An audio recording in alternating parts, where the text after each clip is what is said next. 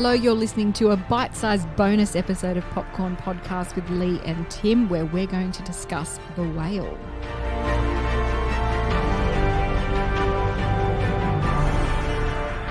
Hello, I'm Tim Ifland, movie buff. And I'm Lee Livingstone, entertainment journalist. And we love to talk all things movies. Now, in Darren Aronofsky's The Whale, it's a character study based on Samuel D. Hunter's acclaimed play about a reclusive English teacher living with severe obesity who attempts to reconnect with his estranged teenage daughter before time runs out. The film is directed by Darren Aronofsky, who has brought us such films as Mother! Which is needed in terms of the subject matter and content of that movie. Gosh. He's also done Black Swan, Requiem for a Dream. The film is from a screenplay by Samuel D. Hunter based on his own play. The Whale stars Brendan Fraser, Sadie Sink, Ty Simpkins, Chau, and the wonderful Samantha Morton. Now, there are some big questions with this film and some really important themes tackled. How sexuality and religion intersects with mental health, the dynamics of a family falling apart. The big question, though, is it portrayed with tenderness and intelligence? I think so. Yeah. What's your hot take on that question specifically? Because there's been some critical discourse about this film, about the use of prosthetics to make Brendan Fraser a lot bigger than he is, whether obesity is being used for shock value and entertainment. And I think what it comes down to is it's all about the intention. Yes. You know, is it entertainment from voyeurism and struggle, or are they taking more care with this story and really trying to do it justice? And I think it's the latter. Yeah, I agree. And I put this lens on this film because the intention is there purely from the screenwriter, Samuel D. Hunter, because based on his play, and he wrote the screenplay. So it comes from a place of truth and a lived experience of him, because he himself has suffered obesity in his life. Mm-hmm. And he attended a Christian school and had some really traumatic experiences with his sexuality coming to the forefront while there, which, you know, eventuated in an unhealthy relationship with food. Yes. So as you said, definitely lived experience. And I think that's the important key here. It is. And I think it's really important to be aware of that. And in doing my research, I uncovered that. And I thought that made me look at the film in a different way, because I went in with a preconceived notion about the criticism against this film, about it glorifying obesity and all those things that you've listed. And I thought, okay, well, when I watched the film, I didn't feel that anyway. But then when I found out about where the story had come from a place of truth and lived experience, I was like, okay, no, this has good intentions behind it. Yeah. It's not trying to solve all the questions or the problems. It's just telling a story, and it comes from a lived experience. I think it's really important. And that's what's really important to remember about Darren Aronofsky's films, is that they don't answer these big questions. They make you work hard. He revels in ambiguity, he does. which we have a love-hate relationship with in general. Yeah, but in this case, when it's a character study, it's a snapshot of a moment in time. Like 5 days, so it's really small. You don't need it to wrap up neatly in a bow, although it kind of does. It does give you a bit of resolution at the end. You have an end point. Yes, it's somewhat symbolic at the same time. I guess it's how you interpret it. Oh, we're going to talk about Aronofsky's symbolism later on for sure. He bloody loves it, doesn't he? But at the heart of this story, he says, The Whale invites you to see the humanity of characters who are not all good or bad, who live in the grey tones the way people do. It asks this simple question: can we save each other? And can we really help those who can't help themselves? Because Charlie has people who want to help him. But I think what we've all experienced in life to some degree is that people have to want help to be able to accept it. It's so true. You know, as a blanket statement about the characters, just quickly, as I was talking to some friends about the film recently who offered a really concise insight. So shout out to Peter and Jake. All the characters, they're so selfish and flawed, but somehow balanced with their caring side despite their real intentions. There's so much that you learn and uncover about the individuality of all these characters and what they're there to really do or offer each other from a selfish but then caring perspective. It's just a really complex element of this film. I'm interested to hear the word selfish. I mean, would you say that about Charlie too, the main protagonist? Yes, because I think he is realizing that he is at the end of his time on Earth. He's deeply unwell based on his obesity and his habits and such like, which is a product of grief, which is just awful. Yeah. But he's selfish in a way, I think, although he's beautifully optimistic. And we'll go into that detail when we talk characters. But I think he's selfish because he thinks that just before he dies, he's going to be able to redeem himself. Yes. Does that make sense? Redemption is a big theme in this film too. And I also took out of it that it's about understanding. Everyone is trying to understand each other and just can't understand each other.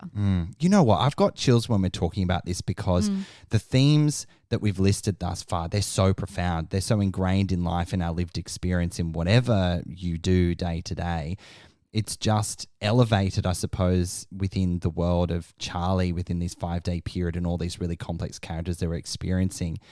I went away thinking about this movie constantly after we saw it together. Yes. Yeah, it is one that stays with you for sure. And a large part of that is the performances, which we'll also get into. Yeah. I think also there's a little bit of commentary in there about how terrible the American healthcare system is.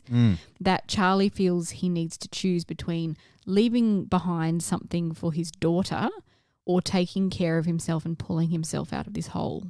But even though I think his decision to do that was his alone to make, I don't think it made his decision any harder knowing that the system that he could lean on wasn't really reliable either, right? It would cost him a fortune, and what would it really do? Yeah, it would just, give him an extra couple of weeks or months or something. All these things that you question, and you have to lean into the space of empathy rather than judgment, don't you, in terms of the decision that not only Charlie is making about his life, but a few of the other characters too. And do you think that the film is successful in its fostering of empathy from the audience? Because a lot of the criticism of the film comes from whether it makes a spectacle of obesity for the sake of entertainment. Yeah. Does it? I don't think it makes a spectacle of it. I can try to understand why some critics might have that lens.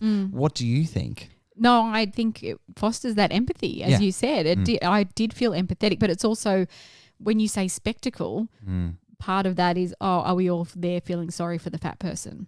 No, I try to sit there and understand him. Yeah, trying to understand another human and how they operate. And Charlie is a very complex character, which we'll get into a bit later. Let's talk a bit more about Darren Aronofsky as a director. Yeah. He tends towards films with a psychological and theological theme that explores traumatized and isolated minds. And, Natalie Portman's character in Black Swan comes to mind, as well as Jennifer Lawrence in Mother. Charlie is absolutely the definition of that. He's isolated. He's housebound. He can't go anywhere.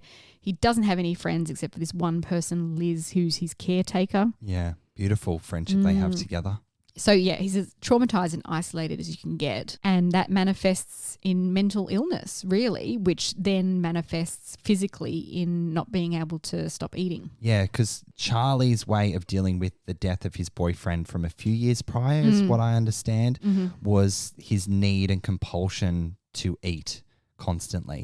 That was how he dealt with his grief, to isolate himself from the world. But he's having this, I guess, epiphany at some point going, I can't live my life like this, and I need to mend the wounds or heal the wounds, which are just gaping holes, I suppose, really complex sort of scenarios that he's found himself in. But it's almost too late for him as well. It 100% is too late, but then it poses that question, is it ever too late for redemption? Right. Yeah. Deep. Ooh, so deep. Deep, too deep. So Aronofsky has said the reason he was drawn to this story is because it connected with the beauty in things our prejudice makes inhuman. And you see that in Charlie's daughter's reaction to him. She treats him as very inhuman. She's disgusted. She's angry.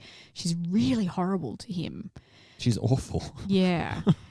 Aronofsky has also said he felt inspired by the bravery and grace each character finds. And I found that really hard to get on board with when it comes to the daughter. Yes. I'm glad you said that, because I found his daughter and the relationship between Charlie and her really challenging to connect with. Despite it being really obvious it was meant to be fractured, I mean, that's really, really clear. I just didn't understand her. And I found the way she was written really bizarre and quite jarring. She was angry, and I just couldn't connect with the decision she was making, the actions she was doing. But also there wasn't much of an arc until the very, very end. Right. Like she is one note, angry, mean, horrible, nasty girl. Evil, as her mother calls Yes, her. exactly. Evil. Getting away from the characters again for a second. What did Aronofsky want to convey, do you think, by making this film? Gosh. It's a hard one to pinpoint. What did he want to convey? I think you've kind of covered this off a little bit, if I can pick some things that you've noted already. A moment in time about someone's life, showing how deeply flawed humans are, but also trying to understand why we are all flawed, and that empathy needs to come to the surface to understand and connect, and just, I guess, unveil, because this is what he does in all his films, unveil humanity and all its complexities along with it. It just happens to be that the vessel is a man suffering from grief who is really unwell, and his health manifests as being obese, but it almost doesn't matter that he is obese. He's just a human being struggling with things, and he's trying to mend those things. Yeah. You definitely won't find catharsis in Aronofsky's movies. No. No. You walk out of there. I walked out of there a blubbering mess. I basically bolted out of there. The poor PR representative, Benita. Shout out to Benita. Hi, Benita. Hi, Benita. We love her. Yeah, she's trying to talk to me, and I'm like, Don't look at I'm me like, in the eye. don't look at me. I'm crying. Yeah, gosh. It really does sweep you up off your feet at the end in many complex ways, because there's so much going on in those final moments of the movie that you can't just, the lights come on and you're like, okay, what's for dinner? Like, it sits with you. It does. It sits heavy on your heart for sure. That's it. And Aronofsky also makes you work, as we said, for the deeper meanings of his work. And you really got to work with this one. And there's so many layers to it. Now, we listed off some of his filmography earlier. The ones that play within a religious undertone always get my attention. Things like Noah and Mother, of course, which I quite enjoyed. Enjoyed's definitely the wrong word. I appreciated Mother. It's not an enjoyable film. It's a bit full on. But look, this is my take on the use of religion or the appearance of religion in this movie. I did have an issue with that subtext being used here. It annoyed me rather than engaged me. And maybe it's not this black and white, but for me, it just felt like another gay story with a religious undertone. And I don't know if it needed to be there. How did you connect with the missionary character that came in to try and impart his unsolicited belief in God on Charlie? On one hand, I was wondering whether he could have not been there and whether the story would have just continued the same way. But I guess he was a way to bring in that backstory of Charlie. Yeah, that is true. Without having a lot of exposition and going, oh, this is what happened to Charlie in the past and this is why he is the way he is and blah, blah, blah. But as in terms of a character and the way he interacted with the daughter, bizarre. thought was very strange subplot. And I don't mean to offend anyone with this comment, but I obviously have an interesting relationship with religion in my upbringing and my sexuality and all those things that came into play. I guess maybe triggered is a strong word. I don't think I was triggered, but I found myself rolling my eyes because the way some people within religion and their beliefs unsolicitedly imparting their take on the world and not listening the other way, it's never a two-way conversation. I just found that a bit insufferable, and it distracted me from the other moments of beauty that were happening in this movie, and I just didn't connect with it, is what I'm trying to say. Maybe that character was also a way to show a bit more humanity to the daughter, because without giving too much away, she really gives him a hard time, and she does something to this missionary guy that's actually quite like, oh shit, like makes you go, wow, she's really awful. She's really unpredictable, isn't she? Yeah, she's really unpredictable. But Charlie sees it as an opportunity to help someone. Yes. Maybe that's a way to give a bit more dimension to the daughter. Because she is one note, like you said, until almost the very end. So it adds some layers to that. It still didn't make me believe that she was actually doing it out of the kindness of her heart. No, I completely agree with you.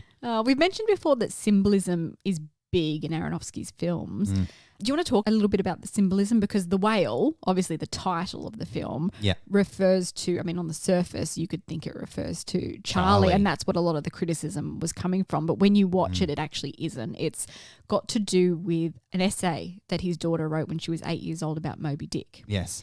And a lot of parallels are drawn there between the whale or Moby Dick himself and what she's written and how Charlie is feeling throughout the film. Yeah, because it's about, I guess, how you interpret life and your place in the world. It's actually a really nice synergy to what's playing out in Charlie's life, to what's written on paper. And I don't know, I'm looking at the story of Moby Dick in a completely new light. Did you believe that connection and resonate with that throughout the film, how it was used? It was nice. It was really nice because also Charlie's an English teacher. He works remotely and doesn't put his Zoom camera on, which is quite sad and moving. But yeah, it works within this context. One other piece of symbolism that really stuck out to me is the bird in this film. Please, can you help me try and understand this? Because I have not been able to join the ambiguous dots. Okay, well, hold tight. Let me explain this Thank to you. This is my take on it. Okay, anyway, great. I've got no take. So. Yeah. So the bird in this film that Charlie keeps wanting to coax to his windowsill with crumbs is his daughter. Okay. Right? Okay. So when you think about it from that lens, he's watching this bird get braver and less skittish as he tries to entice his daughter to sit down and stay with him for a little while. He's giving her little breadcrumbs. But then throughout the film, she breaks the plate. So you reckon she did it? Oh, yeah. Who else would have done it? Well, I don't know. I thought it might have been an accident. Oh, the Like, bird just did. The bird slam dunked on the plate. I don't know. The bird landed on the plate. Was like, "Fuck you, man!" Like a WWE wrestling move. Just a winged elbow coming down. Amazing. No, like she breaks the plate. I think to symbolize that he can't make it all better with crumbs. It's too late for the crumbs that he's trying to give her. That's all he's got left to give her at this point because they're so estranged and he's unwell and he's worried about his mortality. Yeah. Yeah, so I saw that as being the daughter and I really actually loved that symbolism. Now, can I ask, was that something you came to terms with during the film or was it after when you were reflecting on it? Reflecting on it. Okay, yeah, that's nice. But meanwhile, you're just looking at the bird going, what's the point of this bird, What's the point of the bird? But I know because we're watching a Darren Aronofsky film. I knew it held significance, but I just couldn't follow the crumbs to an answer, so to speak. So thank you. That's actually quite beautiful. Yeah, I think it was. Coaxing the bird is like coaxing his daughter to stay. Yeah. Let's move on to the characters, speaking of the daughter and etc. We'll start with Charlie, obviously.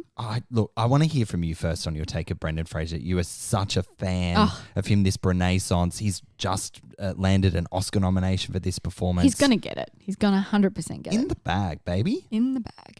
So Charlie, the character, is a kind man who seems to always see the best in people. Yeah. I don't know how, given how he's treated. But hopeless optimism, almost naively sometimes. And he's also always compulsively apologising, which is really sad. That was really sweet and mournful, I think. And he's such a big man, but he also makes himself so small in terms of his personality, which was really sad to watch. Oh, you're just really making me go back to the feelings I felt while watching this movie. What a deeply compassionate human performance he gave. Yeah. Like, my goodness me. There's one line that I wrote down that really encompasses Charlie as a character. And he says, people are incapable of not caring. People are amazing. Yes. Oh, stop it. He's got this optimism Yeah. all the time, despite his situation. And Liz Liz calls out his optimism? Like, how are you living in this world of optimism when, if you look in the mirror, like you are not okay. Yeah. Like you are so deeply broken, but he still focuses on that as his language of choice to put it out in the world. And that's quite stunning. I mean, there's no doubt about it. Fraser's performance is absolutely phenomenal. Everyone's is in this film, to be honest. Very deserving of his Oscar nomination. And I called it his win. He's going to win. Heard it here first, folks. Let's talk about Ellie, who's played by Sadie Sink. We've kind of already touched on the sort of jarring nature of her character, but the performance really, really captivating, though. I wanted to try and understand and get to the bottom of who she was, and I don't think we were ever meant to or really allowed to, but she was electric on screen, Sadie. Yeah, Sadie Sink does sullen teen really well. And in this, she's really unpleasant. She's really angry and mean and manipulative and harsh. And it did start to get a bit tiresome for me. Yeah. At one point towards the end of the film, before things started to turn a little bit, I thought, oh, okay, enough already. Jesus, she's awful. I guess you then lean back into the sentiment of empathy, because I was questioning while watching this movie, how can one person be this angry and let it fester and manifest itself in the way that she chooses to let it? it's cruel. She's a cruel, awful human being, narcissistic, yet creepily playful at times. It's really unsettling. Yeah, it is. Well, as you said, her mother Yeah. calls her evil. Yeah, but you have to somehow get to a place within your experience watching this film that she's been through a really tough time when her parents split up some 10 years before. She feels isolated and let down and alone. I wonder whether, I mean, look, we saw it play out in the film. Kindness, she doesn't really resonate with kindness, does she? She still lives in that world of anger. And I guess because she hasn't had that kindness from her father in her life. There's one interesting thing though, like we only see her in her anger towards her father and life in this 5-day period. But yeah, who else is she? Yeah. Maybe we never see the real Ellie until the final moments of the movie. Interesting question to pose. I think Darren Aronofsky has left that question open deliberately about who she is as a person. Do you think she's a redeemable character? Sorry to just throw that at you. You don't have to answer it. Look, it's not a fair question, to be honest. Look, I guess the thing this movie is posing is that, yeah, everyone is. People are. People amazing. are, yeah. But I didn't feel it in the moment. Yeah, fair. I'm on the same page as you there. Yeah. Can we talk about Hong Chau, who plays the Yes. character of Liz? She, along with fellow co-star Brendan Fraser, she's been nominated for an Oscar in the Best Supporting Actress category. So deserved. I was deeply connected to her character and that beautiful relationship she fosters with the character of Charlie. How did you experience her performance? Yeah, she's Charlie's best friend and only friend, really. She's his caretaker and they're bonded in their past trauma. So there's a connection between them from the past. It's quite significant. Yeah, she cares for him and she's scared for him, but she also enables him. Yeah. It's uncomfortable, isn't it? But you think, what would you do in this scenario? Well, right? loved ones do. Yep.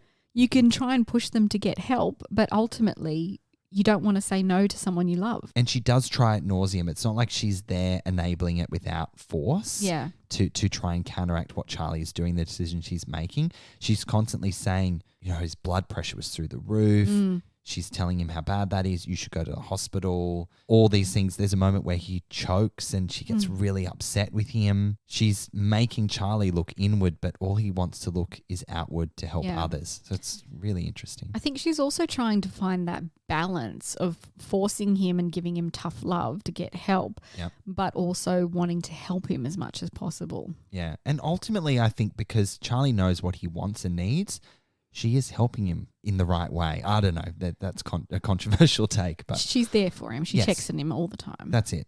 Every day. Every day, multiple times. It's beautiful. Can we just quickly talk about Samantha Morton? Because she came in swinging once again, like she did in She Said in her bit role, making you want to see more of her. She just comes in with such impact. Like, what an actress. Yeah, so she plays Charlie's ex-wife, Mary, who holds this resentment towards him because Charlie left her.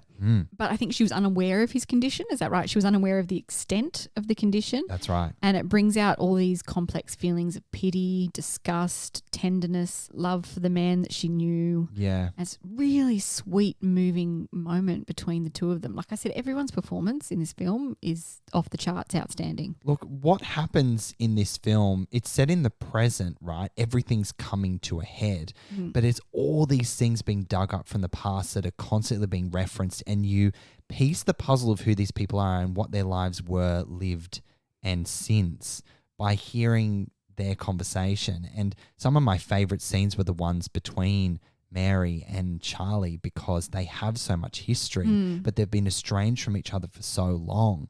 It really plays in a space of darkness, but also real beauty as well, because they did have something once upon a time. Yeah. And you feel that. Yeah, 100%. And the short few scenes that they have.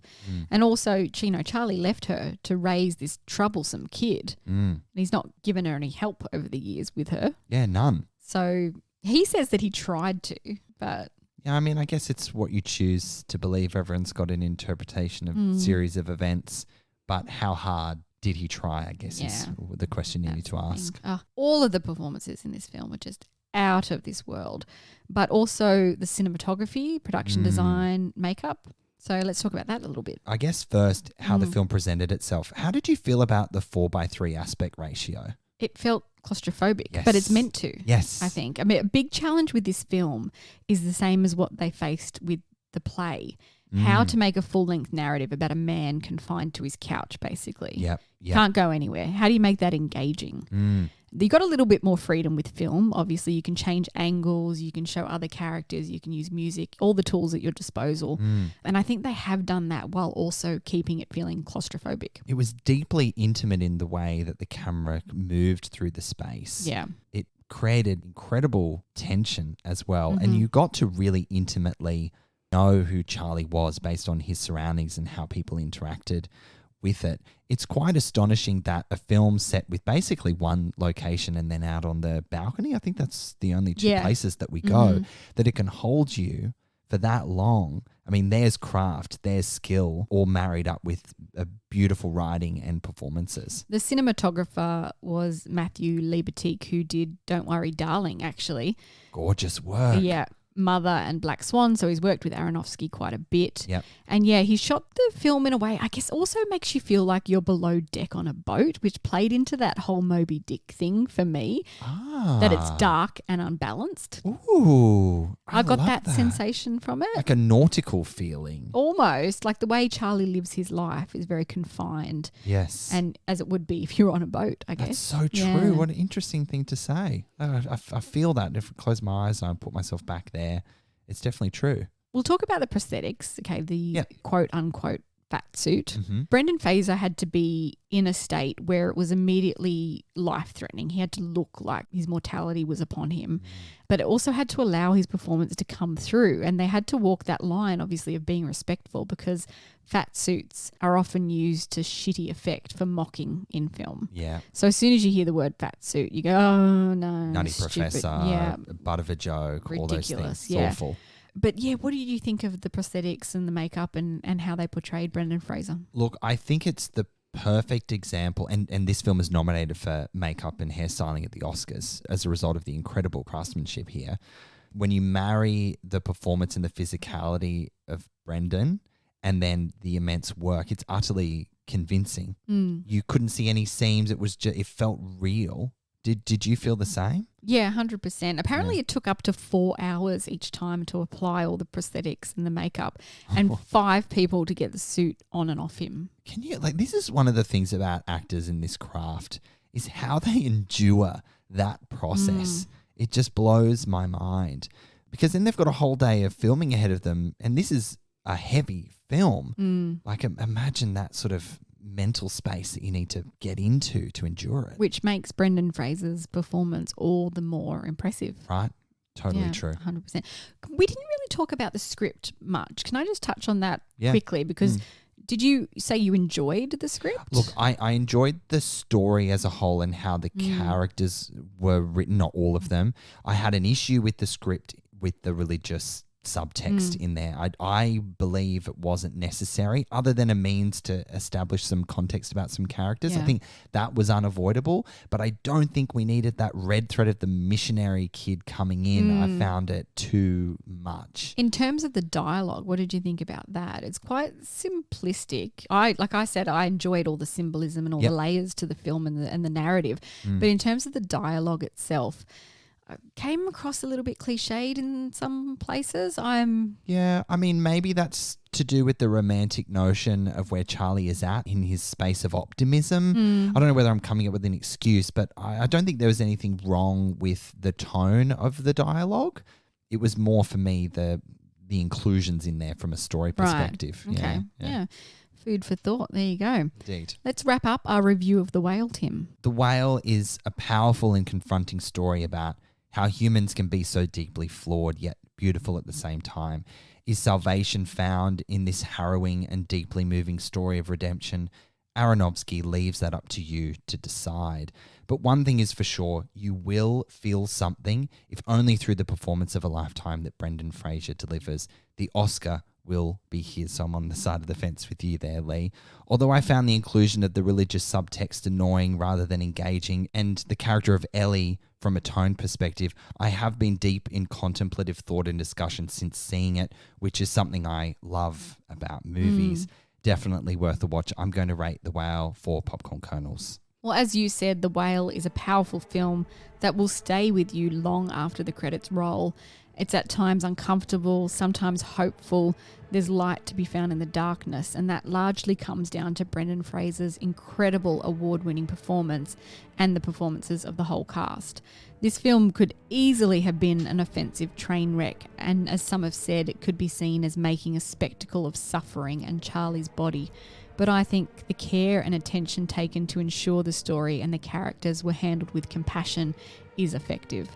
It's a heartbreaking character study that's tough to watch, but even tougher to look away from. I'm giving The Whale 4 popcorn kernels out of 5. That was a stunning wrap-up. Thank you. Movie. Thank you very much. Thank you very much. Well, The Whale is in Australian cinemas from February 2nd. Make sure you go and check it out. And as always, friends, thank you so much for listening. We'll catch you next time.